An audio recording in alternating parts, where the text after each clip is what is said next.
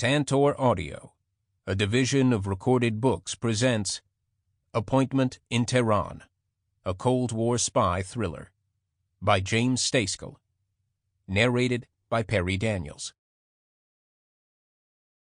Tehran, 1979. On November 4th, 1979, Iranian revolutionaries overran the United States Embassy in Tehran and took over 50 American diplomats hostage. Europeans had been touched by international terrorism since the late 1960s, but for most Americans, the Iran hostage crisis was a watershed, the first time America felt it directly and on a large scale. The Cold War was also in full swing, and the United States had only begun to fight international terrorism, only begun to understand the tactics of terror that are now all too familiar. The learning curve, both political and military, has been steep and often deadly. This is a story retold. This story is about valor and vanity, ingenuity and incapacity, teamwork and parochialism. In short, it's about real life. The bravery and valor depicted in this story are real. The names of the people described are not. Other personalities are purely fictional, despite their resemblance to actual people.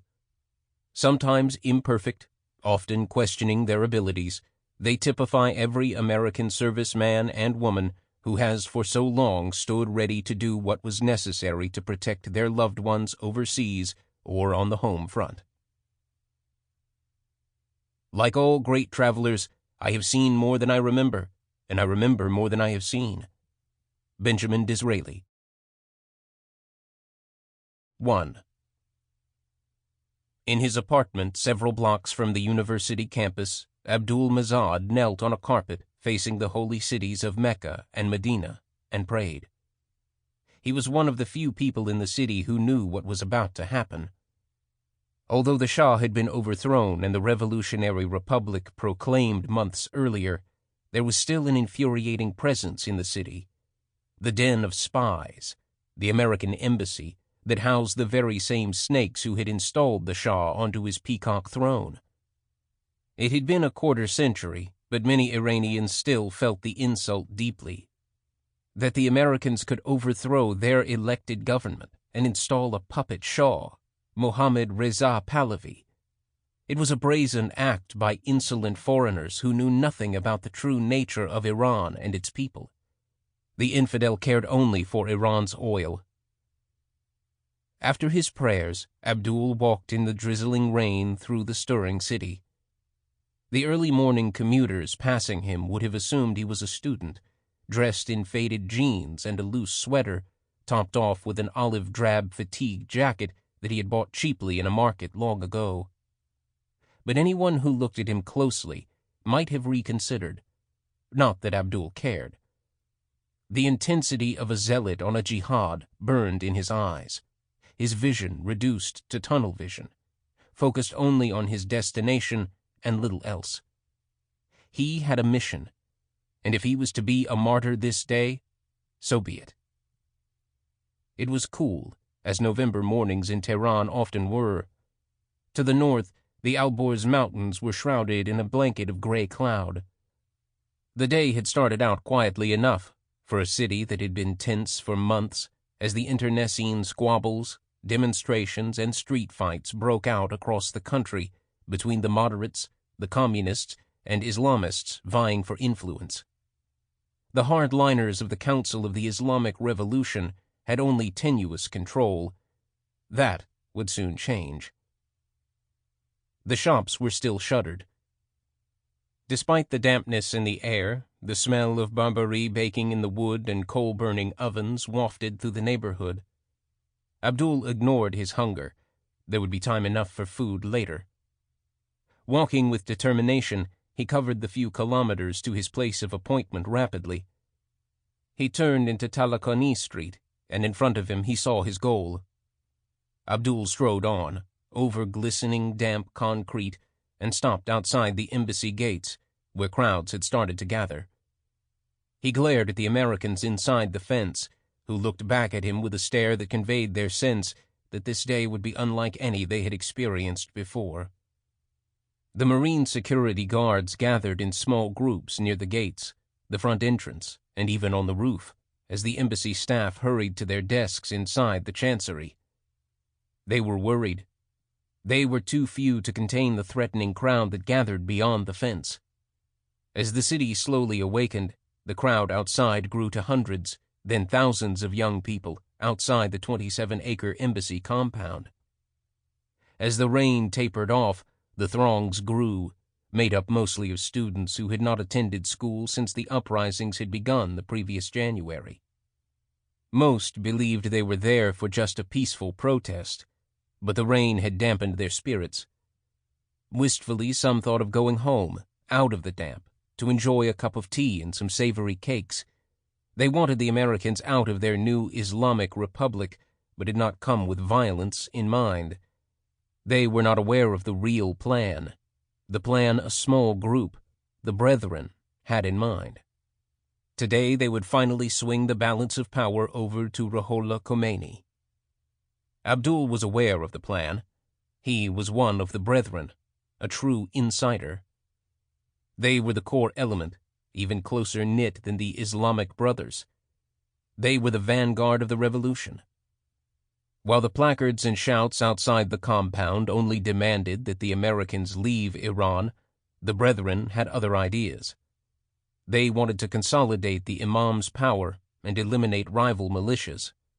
By seizing the embassy, they would not only break the links between the supporters of the provincial government, who wanted a democratic Iran, and the Americans, they would also destroy the power of the leftists, who remained a threat to the Islamic Revolution.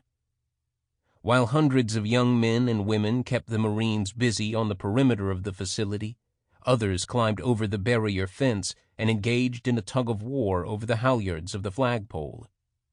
These distractions occupied the Marine guards.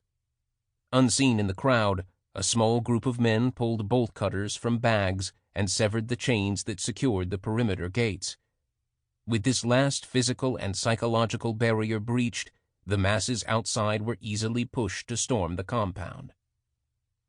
After a few hours, Abdul found another of the Brethren, Evin Rajavi, his friend and confidant, in the ambassador's office suite, looking out the window at the thousands of students roaming the property below him. The embassy chancery had succumbed to the tidal wave of humanity that stormed inside the now meaningless perimeter fence. Bedlam followed. Not only did they occupy the grounds, the students penetrated every secure building on the compound. The 90 members of the staff inside the compound, 60 of whom were American, were herded into the basement for safekeeping. Abdul Mazad was ecstatic. He hadn't expected the den of spies to give up so quickly, and certainly not without a shot. They had been prepared to accept martyrs, but the Americans held their fire. Were they scared of us? Or did they just want to avoid a massacre? As Abdul regarded his ostensible leader, he knew Rajavi was wavering in his commitment. Rajavi turned to Abdul as he walked in, but said nothing. Abdul spoke. "What now?" "We read our declaration and leave," Rajavi said. "But we have an opportunity here. We have their people and all their secrets. We can hold them hostage to embarrass and punish the great Satan." "No. We read our declaration and leave. That was our plan." "I'm sorry, brother, but the plan has changed," Abdul said. "On whose authority?" "Imam Khomeini himself." 2. 3 Americans sat in the Iranian foreign minister's opulently decorated waiting room. The tall windows that looked out over Tehran were flanked by ornate geometric designs executed in polished gold, silver, and copper plate that glittered with reflected light from the crystal chandeliers. Huge rugs covered the floor, most prominently a blue and white silk Isfahan that would cover half of a basketball court. The room still reeked of the Shah's riches. Despite that, they were not comfortable. One, deep in thought, hung his head, while another was constantly wringing his hands. The third stared at the ceiling, his mouth open like he was amazed at the sight. They were all anxiously waiting, both for their scheduled meeting, but also so they could return to their offices at the American embassy across town. Shortly after they arrived, the U.S. chargé d'affaires, Francis Long, had been handed a telephone by the minister's secretary. The call was from the deputy political officer, who was still in the embassy chancery building. Long was informed in a matter-of-fact tone that the demonstrations had intensified and the walls of the compound had been breached. That the call managed to reach them at all was an indication of how uncoordinated the day's events actually were across the city. The Iranians were also concerned. Foreign Minister Ibrahim Yazdi had hoped for some sort of reconciliation with the United States, but the occupation of the embassy now seemed to ensure that idea would be derailed once and for all. Worse still, Yazdi knew that the students fomenting the disturbance were opposed to him. They said he was too moderate. Some even went as far as to say he was an apostate. If he was to remain in his position, or even stay alive, he would have to play his cards very close to his chest. Finally, the minister's aide beckoned for the Americans to approach. He pulled open the tall wooden doors and bowed slightly, an affectation of subservience he did not feel for Westerners. Chargé Long nodded as he passed by, followed by his two companions. Yazdi walked around his desk and grasped Long's hand. He knew the American was under stress, and, as he actually liked the man, he expressed his concern physically and verbally to him. "Thank you for coming. I know this must be a difficult day for you and your people." "It is very concerning, Minister, and since this is the second time it's happened this year, I need the government's assurances that they will send assistance to disperse the demonstrators as soon as possible. I don't want anyone hurt on either side. The repercussions would damage our country's relations even further." "Mr. Long, please remember that I warned you several months ago that allowing the Shah to enter the United States, even for medical treatment, would be a very dangerous move. Although I know it is not the case, many people in Iran believe this to mean your government intends to reinstate the Shah to power. That said, I am sure your people will be safe, and we will do our best to ensure that remains the case. But I cannot promise that security forces will be sent to the embassy. You must understand my position here." Long understood exactly what Yazdi meant. His job, and even his life, might be endangered if he were to show too much deference to the Americans. "I was hoping that you would be able to persuade the council to send help." "I suspect their larger interest lies in letting the students continue their protest. There are many forces at play here, and your country provides a convenient foil for the mullahs as well as the extremists. I will keep you informed, but for now, I would tell you to advise your people not to resist, and they will be all right." "It's probably too late for that anyway.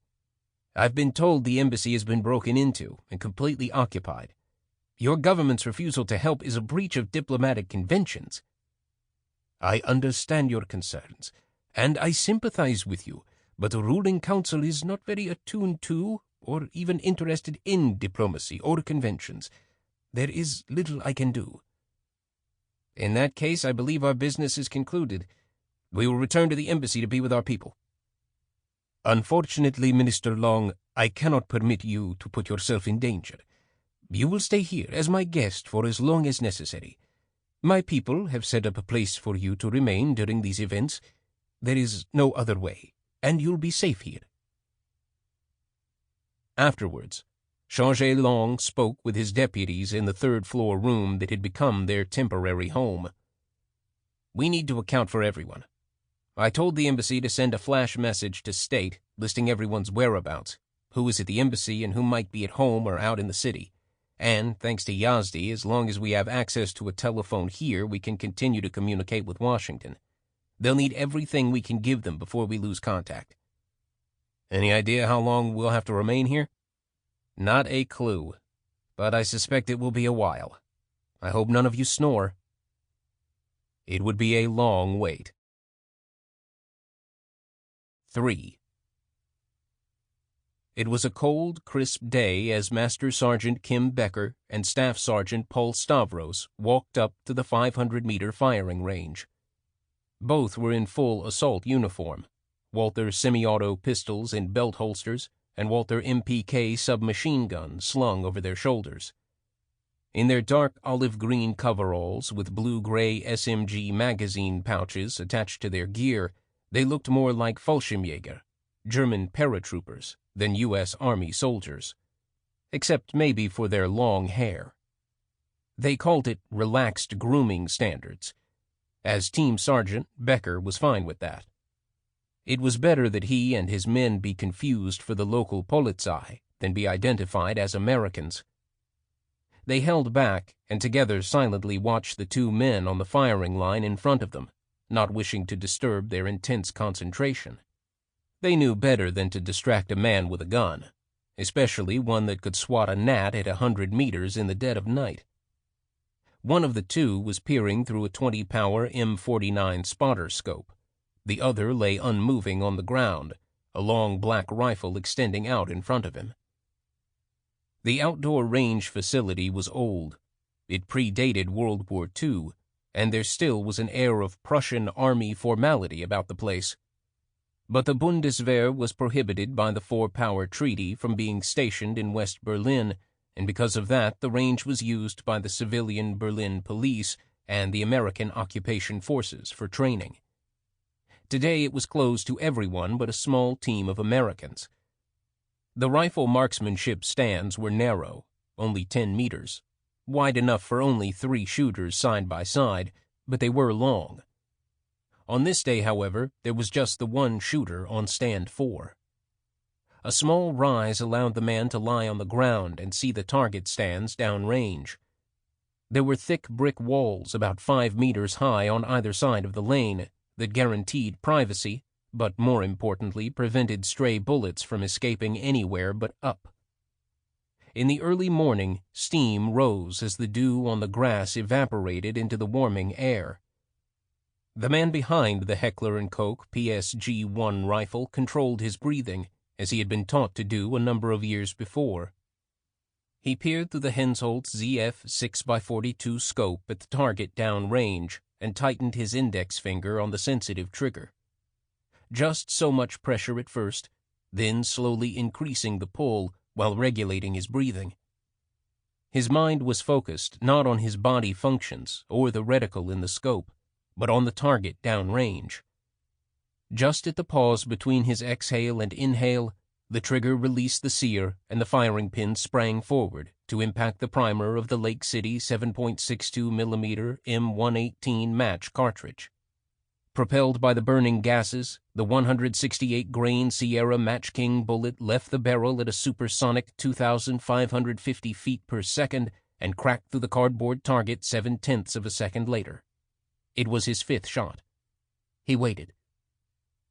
Downrange, the target slipped down into the pit so the sniper's shots could be graded. A voice came over the radio speaker. "I have 4 rounds in the center of the 10 ring. The group is a little less than 2.5 inches in diameter. You're missing 1 round. Still not bad for a cold barrel." "Check the oblique target behind," said Fred Lint, the spotter. "Stand by." "Okay, all 5 are there. 1 round must have gone through the same hole. You're good." "Of course he is," said Lint back into the mic. "Of course I am." Logan Finch smiled to himself.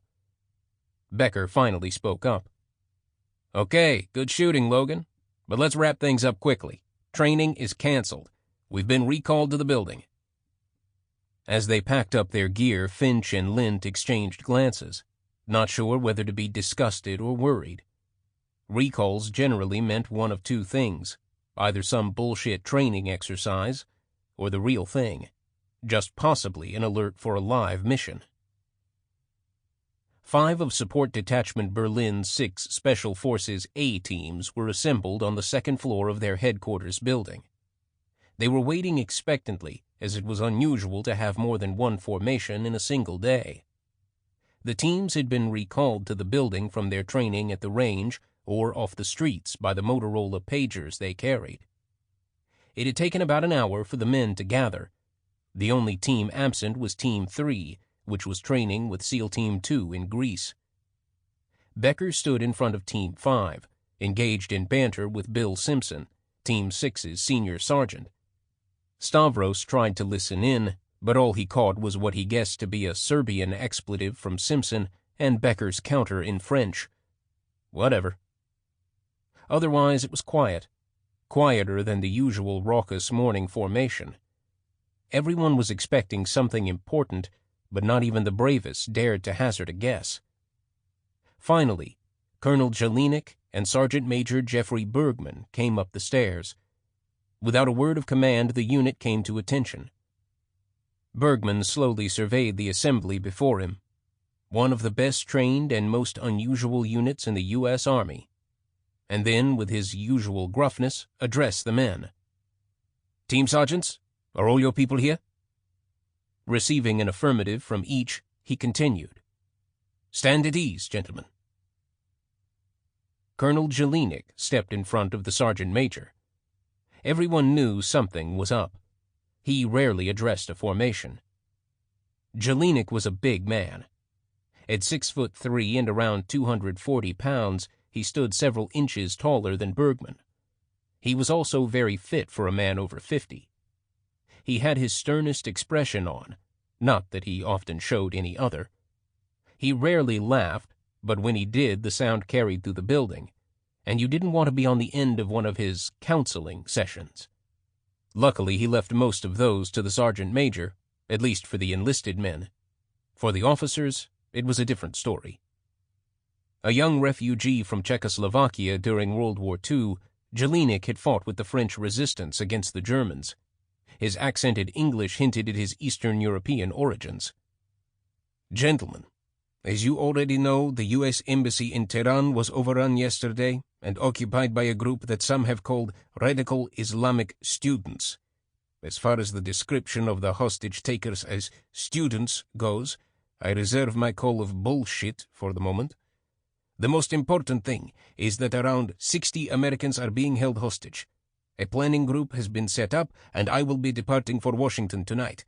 As for you, Special Operations Task Force Europe has put us on alert as of 0900 Zulu. I want to see team leaders and sergeants in my office, now." Bergman waited until the colonel disappeared down the stairs before he spoke. "In case it needs to be said, all TDYs and leaves are cancelled. We're on a 12-hour string. Get your gear together and prepare to upload the alert package. Go to it." 4.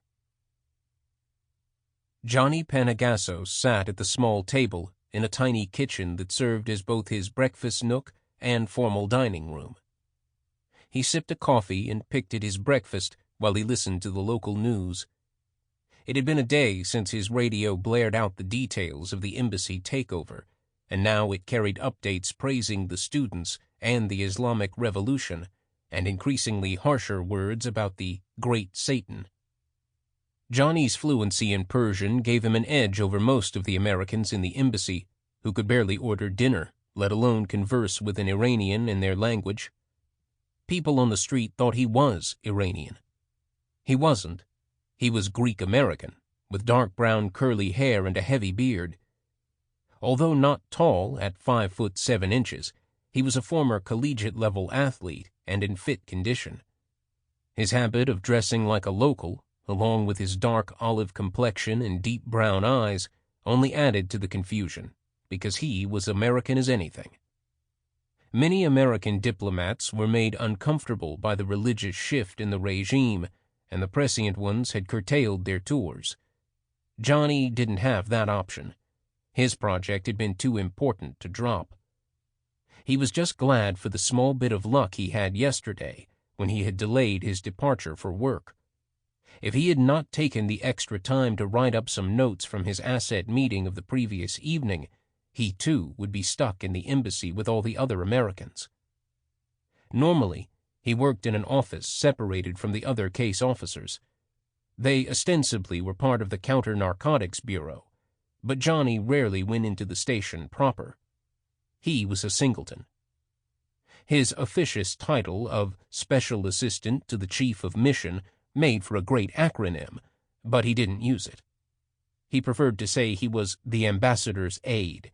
It sounded better, more relaxed, and it gave him a lot of latitude in what he did and with whom he spoke. The notes he had taken were written in a cryptic shorthand that only he could understand, but when he heard the initial reports of unrest, he had burned them and flushed the ashes down the toilet. As an agency case officer, he knew he had to destroy anything that could be potentially damaging to the United States, his operations, or his own life. Now he pondered his next move. He couldn't be taken hostage. His knowledge of Project Perses was too dangerous to be compromised. Johnny knew Perses was doomed. With the embassy occupied and a hostile regime consolidating its hold on power, he would not be able to accomplish his mission, but he needed to salvage what he could. He decided to get away from the apartment, which was registered to the U.S. mission. If anyone looked through the admin officer's records at the embassy, they would know where all the American residences could be found. He needed to go to ground and disappear until he could figure out what to do next. He got up and looked out the front window through the ornate lace curtains. It was bright outside. The rain had stopped, and rays of sunshine cascaded down through scattered clouds. He would wait until the early evening when it was becoming dark. Johnny walked into his small bedroom. Everything about his apartment was small, and opened the closet. He pushed on a piece of wood trim around the ceiling panel above his hanging clothing. It clicked and popped open, revealing a brass catch that he pulled into a vertical position. With the lock disengaged, he pushed on the panel, and it swung silently upwards, opening the way into his private cache. Peering into the darkened space, he could just see the straps of his cloth rucksack. It held the things he knew he would need in the coming days. He had planned for this occasion, not knowing when or even if it would come, but as any good Boy Scout knows, it is better to be prepared. And Johnny was prepared, as he had been even before the red, white, and blue ribbon with the silver eagle dangling below it was pinned to his uniform during his junior high school year. Eagle and Explorer Scout, Princeton wrestler, Magnum cum laude in international relations from the Woodrow Wilson School, all of these led to his recruitment by the agency years before. But those weren't the only qualifications he brought to the table. Despite his all-around nice young man appearance, Johnny had spent his teens practicing the skills he read about in Ian Fleming's training manuals. Breaking and entering was one of them. He remembered working the train yards, looking at the seals of the railway freight cars, trying to find interesting cargo. A success on one raid was finding a car filled with beer kegs, one of which followed him home. The next time he found a beer company tag on a door, however, it was a near disaster. Opening the door revealed a wall of grain that promptly emptied out onto his head. Luckily, the railway dicks never caught up with him. But those details were never admitted to, and with no arrest record to stop him, he was recruited into the agency. After 2 overseas tours with the Special Activities staff, he had been entrusted with a sensitive project unlike any other. Unfortunately, he could see now that it wasn't going to go anywhere. It's ruined, but I need to figure out how to make sure things don't go further south. At least he didn't need to worry about liaison. He was a unilateral officer, completely unknown to the local intel service. The Iranians were thoroughly penetrated by fundamentalists anyway. As it was, he had only the most tenuous of connections with the station. He was an anomaly and completely separate from the 3 other declared officers. That gave him some comfort and security to operate. He pulled the rucksack out of its hiding place and began to sort through the contents. A few things he tossed back into the hide site. He would not need them, but he wasn't going to leave them in the open to be found either. The rest he wrapped in the clothing he would need and repacked the bag. It wasn't heavy or too large. He wouldn't look like a refugee when he walked out onto the street. He had to be the gray man, the man no one would pay any attention to or notice. When he wanted to or needed to, He could look like a manual laborer, or he could look like a university professor. Sample complete. Ready to continue?